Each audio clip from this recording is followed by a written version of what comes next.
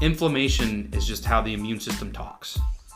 So it's just, whenever you hear the word inflammation, a lot of times it's immune system communication. That could be good, such as when you're trying to build muscle and you want inflammation to help repair. That could be bad if you're chronically consuming too many calories and then you have this low-level systemic inflammation.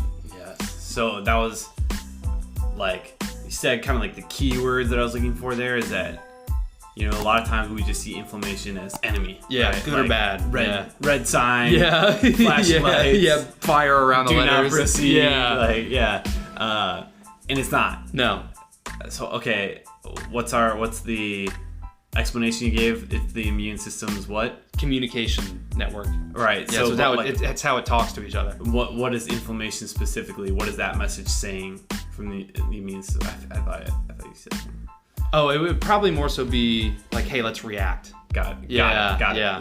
Okay, that makes sense. But yeah, like I especially wanted to touch on the muscle building signal. Yeah. It's because so many people, myself included, have said this is like, oh, I'm just inflamed. Yeah. And it's just this like bad thing. Yep. You know? And we just leave it there. Yeah. And it's not. Yeah. It's a necessary process. Right. And it's the same thing where people are like, oh, you need more omega-3s. Those are the anti-inflammatory fats.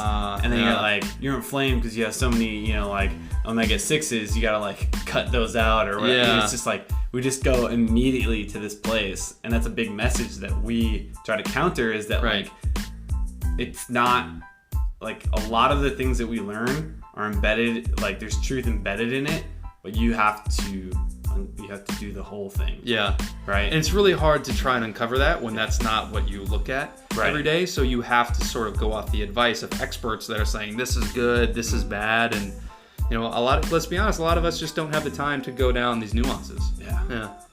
So, and that's why it's like, all right, let's air this out. Right? Yeah. Inflammation, not always a bad thing. Not always it's a bad a thing. message. Yeah. Right. It's a signal. Just like pain, just like anxiety. Yeah. Sensations are telling you something. Yeah. Not necessarily like good or bad. Yeah, and there's actually some fascinating literature that suggests if you take too much anti-inflammatories after a workout, turmeric, fish oil, even NSAIDs, you could blunt or take away all the beneficial effects of exercise.